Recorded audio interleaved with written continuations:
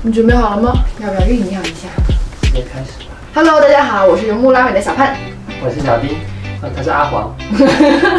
今天我们要做一期比较特别的视频，因为也有很多小伙伴关注我们，然后也是情侣嘛，所以我们就想说也分享一点我们自己关于爱情啊、关于婚姻啊，包括我们自己的恋爱的一些故事啊什么的。不知道大家感不感兴趣的关于我们的爱情故事？第一个问题是对对方的第一印象是什么？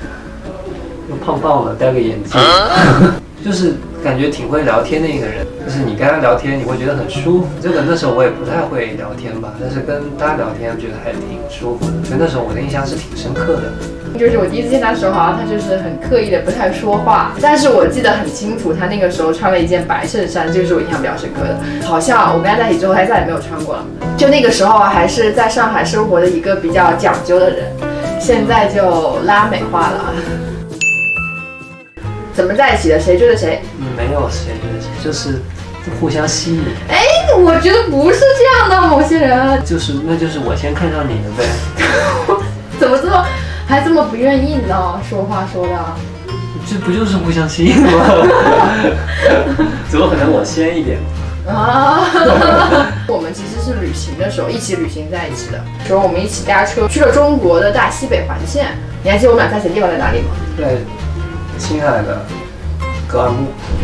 对，有没有格尔木的小伙伴？我们两个人那趟旅行去了格尔木2次，当时是这样子的，我们在西宁的一个旅馆里面，然后当时讨论路线嘛，是直接好像去云南，或者是去泰国，还是说去西藏？因为我没有去过西藏，我是很想要去的。他呢已经去过一遍了，然后我当时就想说，我也不想连累人家，对吧？我说你要是不想去，你就别去了，你就去别的地方吧。我们两个人虽然搭伴旅行，也不用一直在一起。然后他就开始生气，就是生闷气，就是那种。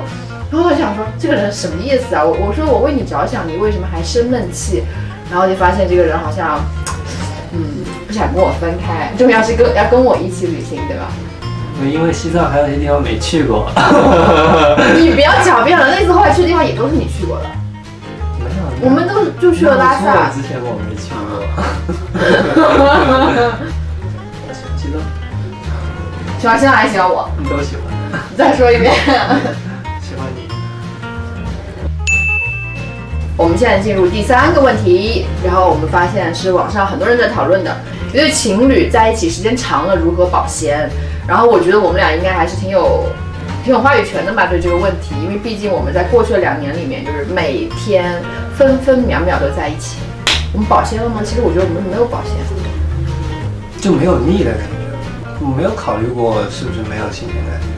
比如说那时候我们刚在一起2、3年的时候，那时候我们去学潜水嘛，然后那时候我们的教练还是谁，他就说你们俩给我感觉就很像那种老夫老妻的感觉。我觉得我们不属于那种需要去找话题聊的人，就我们没话题，我们也能一起待着。我觉得我们就比较习惯跟彼此在一起的感觉吧，因为相当于现在因为旅行就是我们的生活嘛，它就是一个新鲜感的制造机，然后对方又是一个合心意的人，所以我们就可以去过这样一个比较所谓的比较有新鲜感的恋爱生活。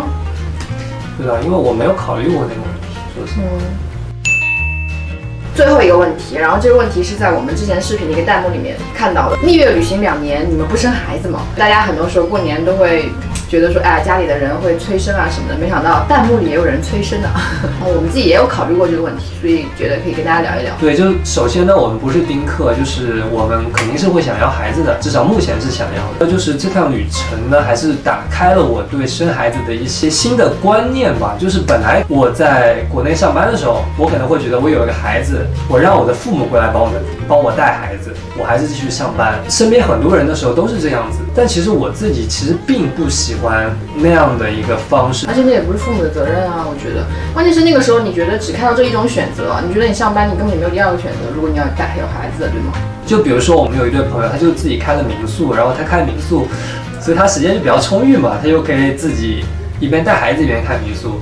我们现在在考虑我们想要孩子的时候，一个前提是我们还是希望我们自己带这个孩子，那我们就要创造这样的一个环境、一个机会。我觉得我们现在的一个阶段的一个想法就是，不是可能要再等2年。我自己是觉得在旅行当中其实是不太适合要孩子的。